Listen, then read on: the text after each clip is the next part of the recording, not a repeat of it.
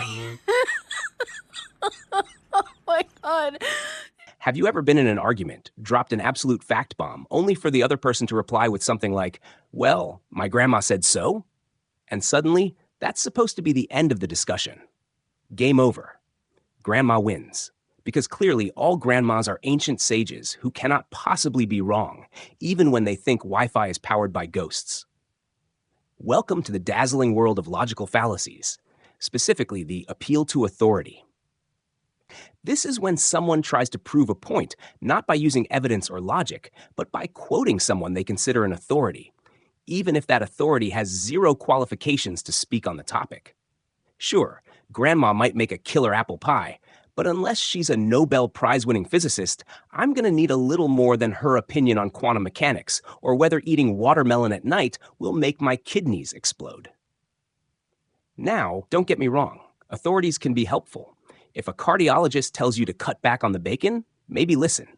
But if Todd from accounting tells you vaccines are a government mind control device because he watched one video and his uncle agrees, yeah, that's not research. That's just a family reunion of bad ideas. The problem is, humans love shortcuts. We're lazy thinkers by nature. If someone important or wise or really loud on the internet says something, our brain goes, ah, yes, this must be true. Less thinking for me. Wonderful. But being loud or old or wearing a lab coat in a YouTube thumbnail doesn't magically make someone right. This fallacy is especially sneaky because it feels safe. Relying on authority gives us a sense of certainty, like we're being smart by trusting someone smarter. But that's the trap. We stop thinking critically. We stop asking questions. And worst of all, we stop listening to the actual argument. Imagine someone says, aliens built the pyramids. And when you ask, wait, what evidence do you have? They reply, well, there's this documentary on Netflix, and a guy with wild hair said it's true. That's not logic. That's just History Channel cosplay. You wouldn't let your dentist give you legal advice. So why would you take medical advice from a podcast host with a protein powder sponsorship and a ring light? Here's the thing. Wisdom isn't about who said something.